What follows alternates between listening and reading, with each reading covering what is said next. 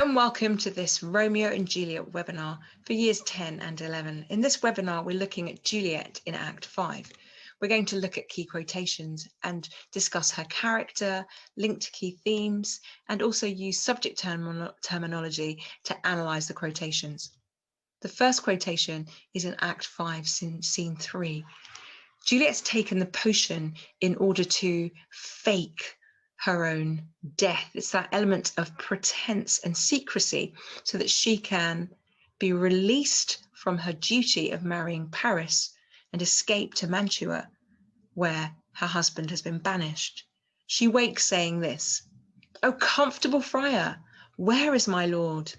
So we can see here that Juliet is excited to see Romeo. She's expecting a joyful reunion. She's relieved, she's ecstatic, and she's expectant. And this really links with the role of the church. The friar for her is comfortable. He is a source of comfort and reassurance in a time of distress. And many people still look to the church for reassurance and comfort in times of distress. And she asks him, "Where is my Lord?" wanting to fulfill her role as wife now that she is able to extract herself from having to commit to Paris, someone that she hates, for life. This links with the theme of fate. It seems that everything has conspired against Juliet to bring her to this place in a grave or tomb, a vault, lying beside her dead husband. Everything has failed. All the plans, all the advice, everything has failed, and everything has led her to this point where that she has no more options. We can see in terms of subject terminology, an exclamatory is used. "Oh, comfortable friar," there's a sense of joy and hope. And the question shows her eagerness, her excitement to understand and learn the truth. However, in terms of our understanding, the audience knows that there's a tragic realization that moments earlier, her husband has drunk poison in order to kill himself. So the dramatic irony makes this reunion scene all the more horrific. The next quotation, again from Act 5, Scene 3, are Juliet's final words. She says this, "Yea, noise? Then I'll be brief. O happy dagger, this is thy sheath. There rust, and let me die." Juliet here is decisive. She's brutal. She hears noises. The friar has run away. He said that Romeo is dead and she has to go with him to live in a nunnery.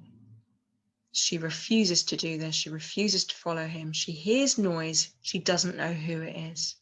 She understands that secretive marriages and faking your own death will really only have tragic consequences for her. So she takes control of the situation in the only way that the young people of Verona can take control, through violence, harming other people or harming herself. She says, "I'll be brief," which again shows that kind of passion and decisiveness. So in the context, self-murder, suicide, as it is now, was horrific, frowned upon, and people believed, as they do now, that it's one of those things that God can't forgive you for because you're taking your own life. You're acting as if you are God. So for her to do this is incredibly drastic. It links with this idea of powerlessness in society and these individuals who have no options and they feel as if they're fighting bigger institutions than themselves. In terms of subject terminology, we can see the oxymoron, happy dagger, a weapon being personified as happy or joyful, or her sense of gratitude that the dagger is there to allow her to join Romeo in death. And the monosyllabic words, "This is thy sheath, there rest and let me die," shows that speed and pace and urgency with which she takes her own life at the end of the play, showing that decisive, brutal, impulsive passion that we saw at the beginning. I hope this has helped you to understand Juliet in Act 5. Thank you for joining me, and see you again.